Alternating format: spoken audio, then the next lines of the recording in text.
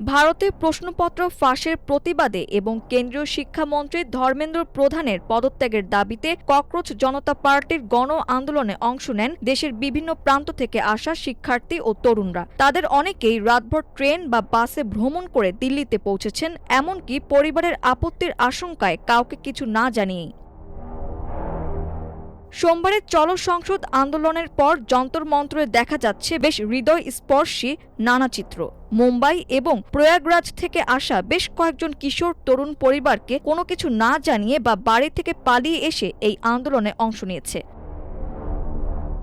পূর্বে এলাহাবাদ নামে পরিচিত প্রয়াগরাজ নগরী থেকে ১৫ বছর বয়সী রাজ ৪ দিন আগে না জানিয়ে বাড়ি থেকে বের হয়ে আসে। পরনের এক কাপড়েই সে আন্দোলনস্থলে অন্যদের সাহায্য করছে।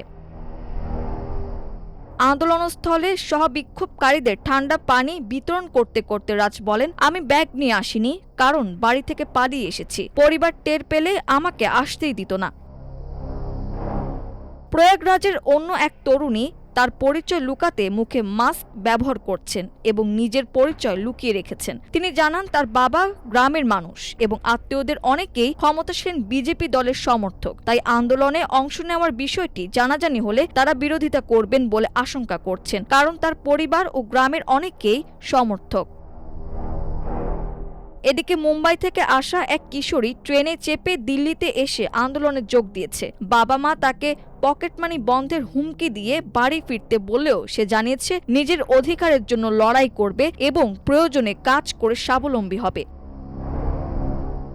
আন্দোলনকারীরা বিপ্লবী ভগৎ সিং, বি.আর. আম্বেদকর, চন্দ্রশেখর আজাদ, সাবিত্রীবাই ফুলে এবং জ্যোতিরাও ফুলের ছবি ও নীতি সামনে রেখে প্রতিবাদ করছেন।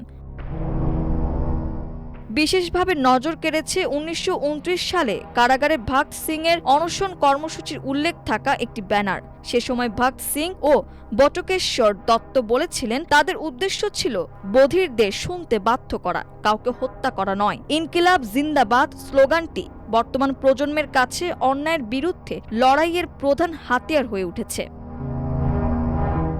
সোমবার সংসদের দিকে মিছিল চলাকালে সিজিপি প্রতিষ্ঠাতা অভিজিৎ দীপকে একটি কালো ইনকিলাব জিন্দাবাদ টি-শার্ট পরে বিক্ষোভকারীদের পাশে হাঁটেন। এ সময় হাজার হাজার তরুণ বিক্ষোভকারী একই স্লোগান দিচ্ছিল।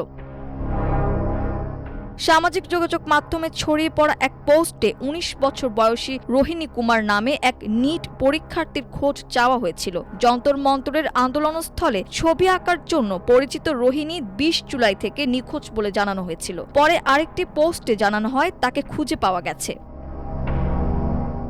অন্যদিকে সিলামপুরের ৩৩ বছর বয়সী এক আন্দোলনকারীর বন্ধু রিজওয়ান দাবি করেন, প্রায় ১ মাস ধরে অনশনরত ওই ব্যক্তিকে সোমবার বিকেল ৪:৩০টার দিকে পুলিশ আটক করে নিয়ে যায়।